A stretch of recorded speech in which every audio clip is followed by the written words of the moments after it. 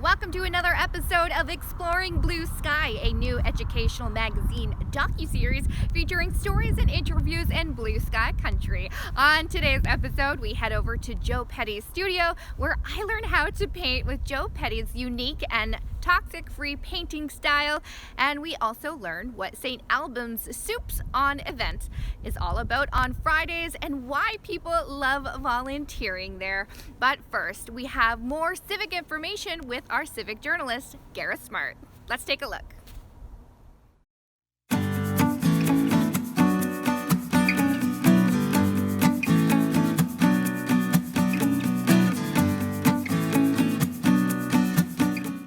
So when you look at one of the taxes that is in this budget is the wealth tax. Anyone who makes more than $220,000 a year. Well, anyone who is in Vancouver trying to live in Vancouver as a young professional couple will tell you that that is hardly wealth. That to live in Vancouver and try and buy a home there is it is very, very difficult, and this has made it less affordable. Not even an apartment. Yes. So that the top 1%, they call them, will be taxed at 20.5%. Wow. So if you're a tech company, what was it before? I'm not sure I'm not sure. I don't have that number. But it is a significant jump. It's a significant jump. Okay. And so if you're a tech company and you're thinking about setting up in British Columbia, and your people are paid what's normal in the tech area, and it comes to more than $220,000, where would you set up? Not here. No. Right. And so those are the kind of unintended consequences that come with this kind of taxation. Interesting. Yeah. There is a new tax on pop, which is interesting, and we're not quite sure what that means. It says sugary carbonated drinks. So if you run a mom and pop operation, or if you run a vending machine with that dispenses pop, so now you have to pay PST. So what does that do to your business? What kind of paperwork does that add to your day to now have to pay PST on pop? And that's the perspective that I'm looking at. I'm not sure that the research shows that a tax on sugary drinks makes a significant impact on health outcomes. Right. If it does, okay. But I'm thinking about the small business person. And I'm thinking about the red tape that's involved in submitting PST. And so this sugary tax, as much as they talk about, it's unhealthy to drink pop, I think about the other side of it, where you're the business person, and now you're required to submit to the government, and how much time that takes out of your week. Would the recent thing of not having to pay MSP be a reason to be taxing? Like is that a means to an end to have this tax so you don't have to pay the MSP? Well, I think that we left a significant surplus for the current government.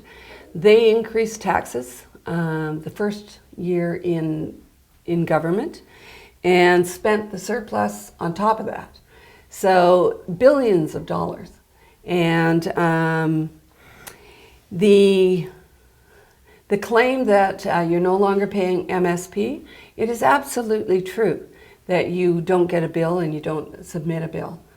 But when you ask municipal councils who are now paying the employer health tax, because they are required to do so, and that's the replacement for the MSP, when you ask businesses that have a payroll over $500,000 who are now required to submit an employer health tax, and they may have paid the MSP for their people before, or they may not have. Right. But if you're a tech company and you're paying your people $150,000 a year, It doesn't take long to get to the 500,000.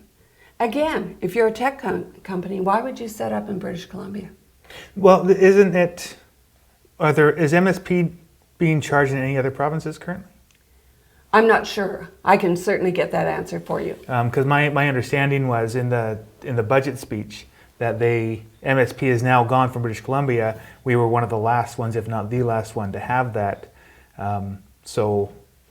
And definitely our government had cut MSP in half, and had said that we would totally get rid of MSP when the budget could support that.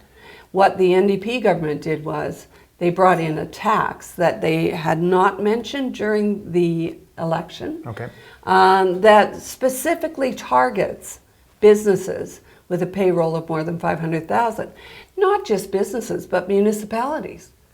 So if you're not paying MSP in a monthly bill, you're paying MSP in your municipal taxes, in any retailer that pays more than $500,000 in wages, because they've got to make up that money somewhere.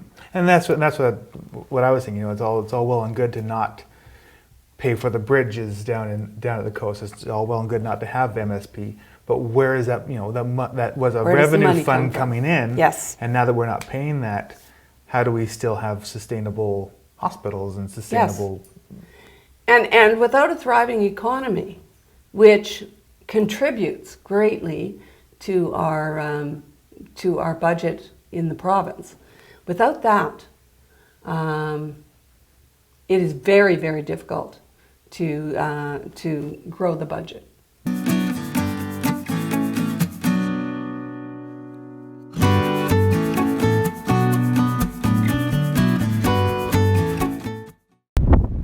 That's great information. Thanks so much, Gareth. Internationally acclaimed artist Jo Petty does most of her painting in her studio in Ashcroft, where visitors can view her paintings on canvas. And we got to go into her studio and learn directly from her about all her methods of painting. Let's go take a look.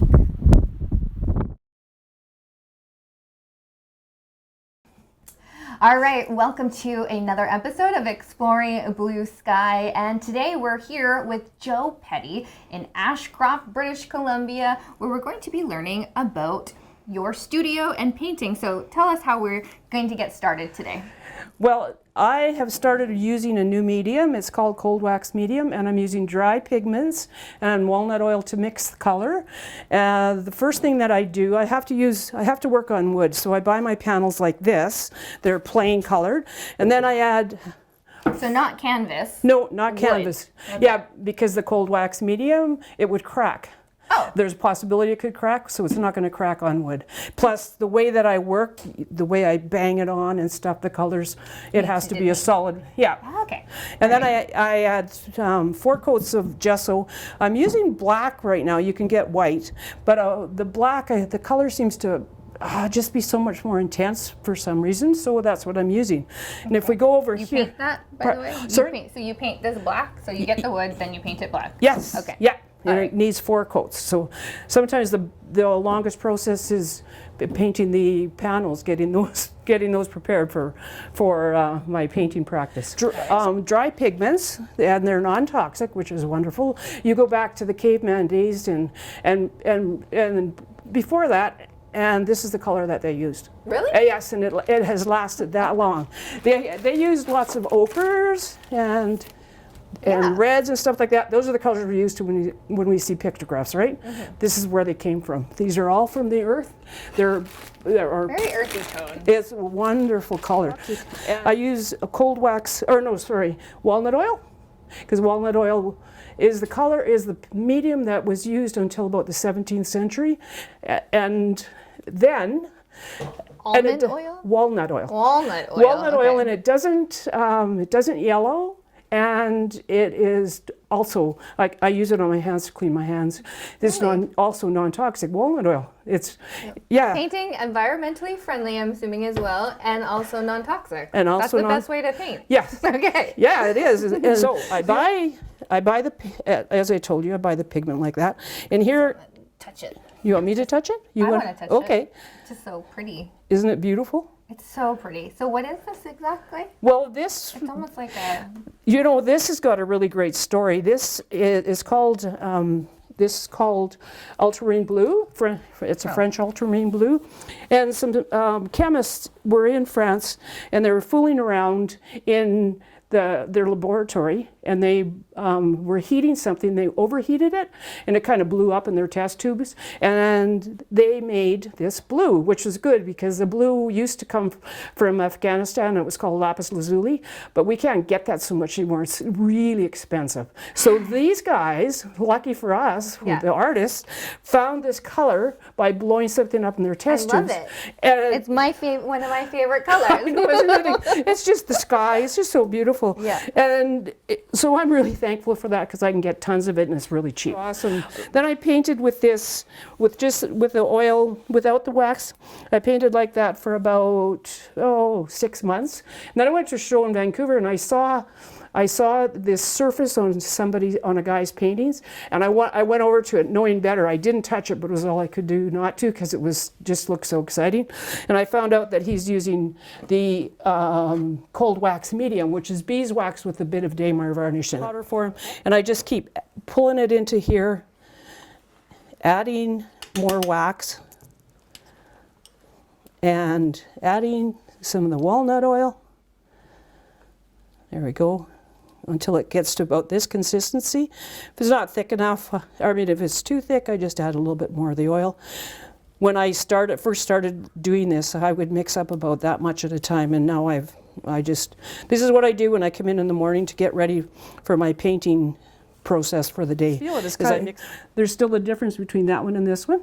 This one? Yeah, this is really soft. That's how I'm going to have it for painting. Ooh, it's all mushy. It's like butter, isn't it? Yeah. Yeah. And That's I fun. still have to add some more stuff to it because it drags, right? Yeah. And I want it to be super smooth. How long will this last? Will it dry out? No. Well, I put it in you- little jars. See, this is my. Is there a technique to like whipping it? Like you whip? You can do whatever. Yeah, okay. If you need to bang it out, Really? you can do that. Yeah. I don't know why I need to do art more. I always say, oh, I need to do art, and I need to for like a stress relief kind of thing. Yeah. And I never do, but when I'm actually doing it, I'm like, oh, I love this. Yeah. Well, isn't that fun? Yeah. And I think this It's takes us. This is like in our DNA. The color, it's the colors we're used to seeing outside, and doing this is like getting ready to cook, which we're so used to doing, mixing things up, getting them ready. So I think it's just a full body experience. Yeah. That's how I think of it. Months and months. Oh. This is the ultramarine Are these blue. special jars? No, these are yogurt jars with lids. I know it's my friend. Oh. My friend gets his jars, and these come. He lives in Vancouver, and he gets me the jars, and then the lids.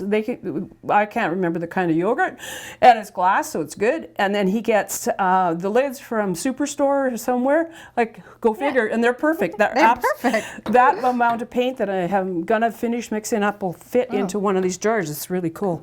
They almost look like baby jars, baby food jars. Baby food. Oh, that would be another good thing. Yeah. Oh. Except most people make their own baby food, right? Yeah. I have no idea. Another thing that I use sometimes, but not all the time, but is an oil bar, it's just oil paint it's solid in here, so it's like a crayon. Yeah. Just make a few marks. It's almost like just whatever. Yeah, and you know what? Instead of holding it like a pencil, hold it like this, and you get you wake your artist up. Yeah. That's no, that's exactly what I do. So I don't always do it, but I just make marks whatever feels like I want to do it. I'll go some squiggles like you did. That's cool. And then maybe I'll make. This is actually one of my favorite tools, like an old credit card or something. Yeah. But I'll use a palette knife and I'll pull it on.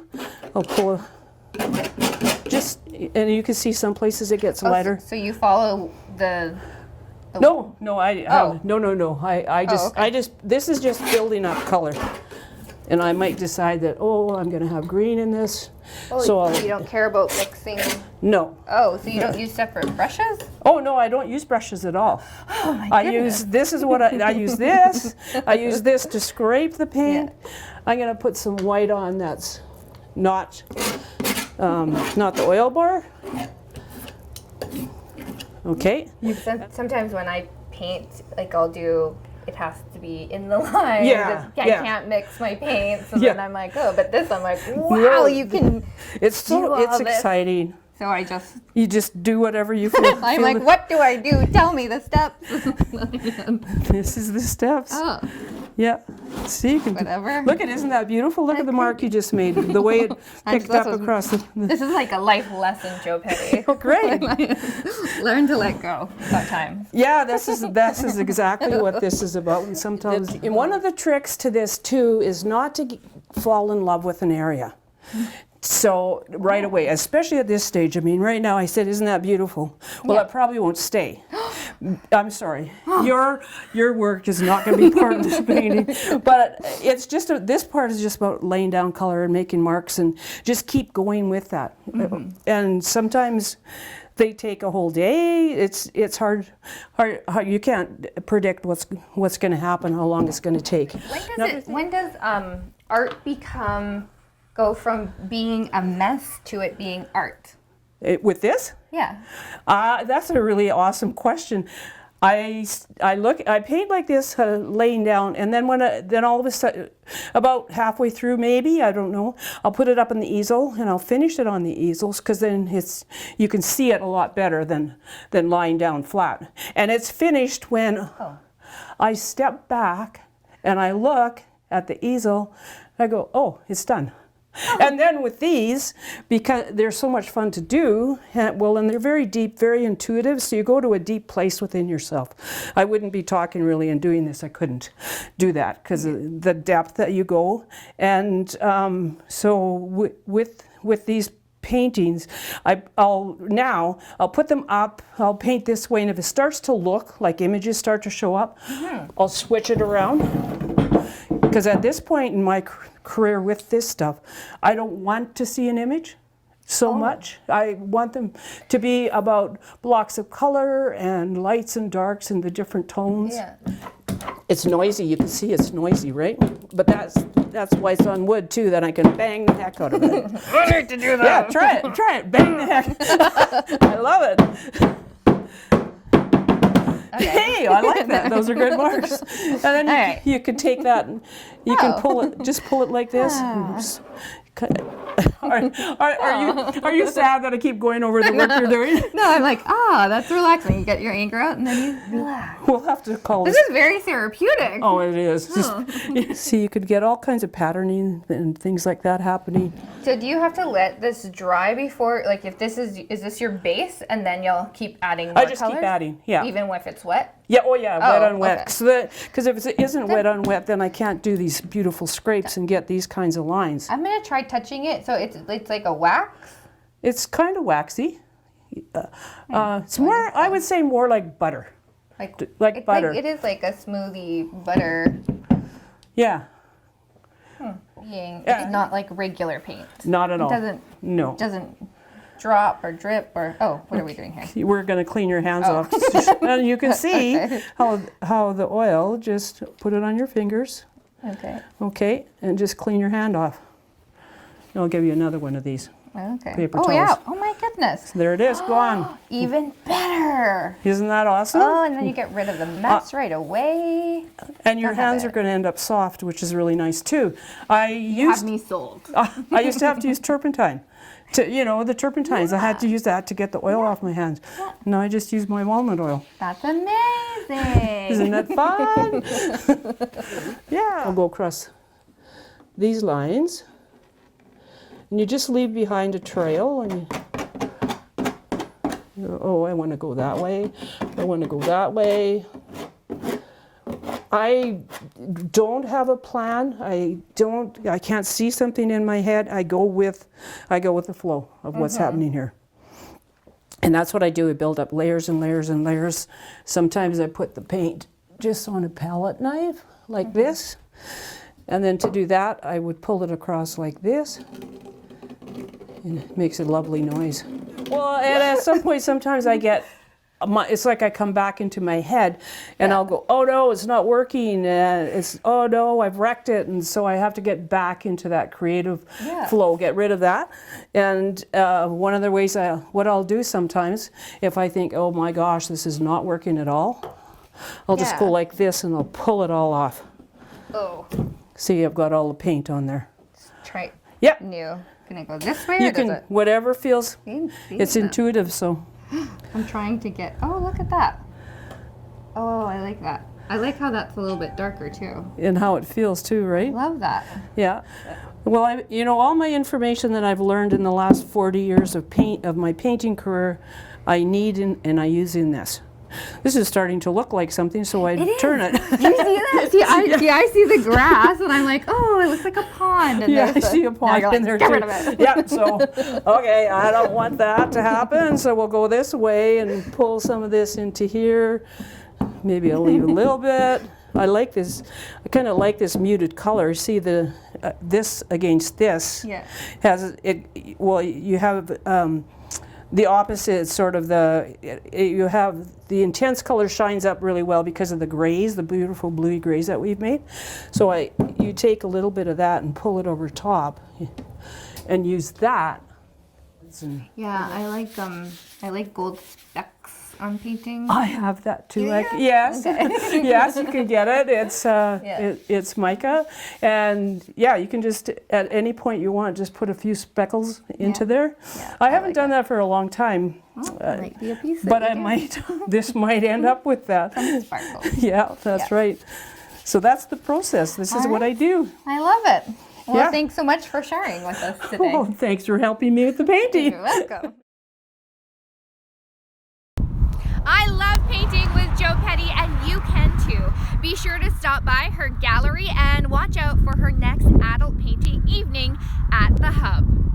St. Alban's has an outreach food program every Friday where people can get together and enjoy fellowship and delicious food. These programs wouldn't be possible without the great help of volunteers. We chatted with a few volunteers about Soups On, so let's go take a look.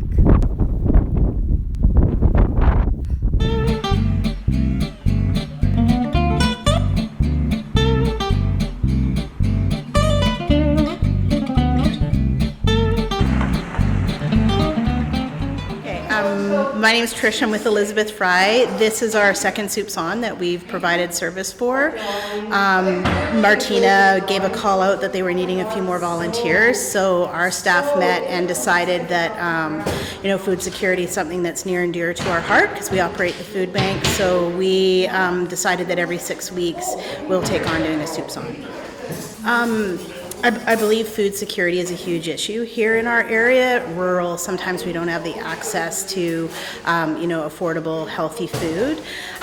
So that's a part of the issue. I also really love the social aspect here at Soups On is that, you see multi-generations of families coming together.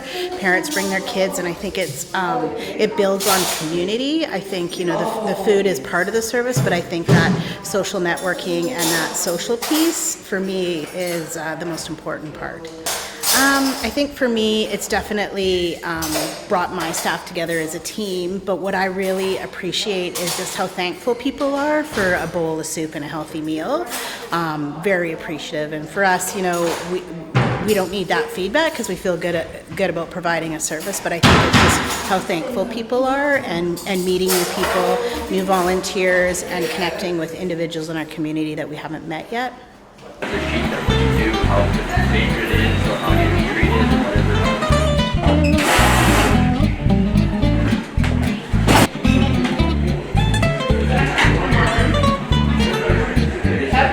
It's a place for people to go. It's a place for people to make connections with other people, maybe people that can help them, maybe just someone to talk to, maybe just someone in the same boat that they're in.